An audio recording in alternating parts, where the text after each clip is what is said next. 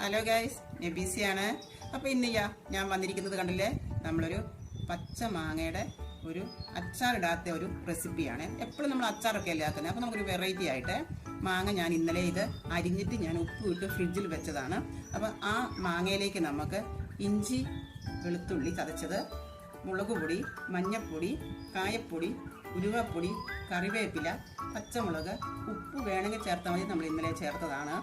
പിന്നെ നമുക്ക് ഇതെല്ലാം കൂടി നമുക്ക് ഈ മാങ്ങയിലിട്ട് നന്നായിട്ട് മിക്സ് ചെയ്യണം. ഇനി ഇതിനകത്തേക്ക് നല്ല പച്ച വെളിച്ചെണ്ണയും കൂടി നമുക്ക് ഒഴിച്ചു കൊടുക്കാം.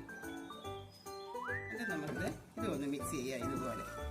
അപ്പം നന്നായി മിക്സ് ചെയ്ത് കഴിഞ്ഞാൽ ഇത് നല്ല ടേസ്റ്റാണ്. അപ്പം നമുക്ക് ഇതിനകത്ത് വിനാഗിരി വേണ്ട, കടുകൊന്നും പൊട്ടിക്കണ്ട, ഒന്നും വേണ്ട. അടിപൊളി ടേസ്റ്റ് ആയിരിക്കും. നമുക്ക് ഈ മാങ്ങ ഇങ്ങനെ ആക്കിയിട്ട് നമ്മൾ കഴിക്കുമ്പോൾ നമ്മുടെ കഞ്ഞി കുടിക്കാനോ ചോറുണ്ണുമ്പോഴോ ഒക്കെ മാങ്ങ അച്ചാറുമായിട്ട് ഇതിന് ഒത്തിരി ഡിഫറൻസ് ഉണ്ട്. ഇത് നല്ലൊരു വേറൊരു ടേസ്റ്റ് ആയിരിക്കും, ഒരു നല്ലൊരു പച്ച ടേസ്റ്റ്. അപ്പം നിങ്ങളും ഇതുപോലെയൊക്കെ ഒന്ന് ആക്കി നോക്കുക കേട്ടോ, നല്ല ടേസ്റ്റി ആയിരിക്കും.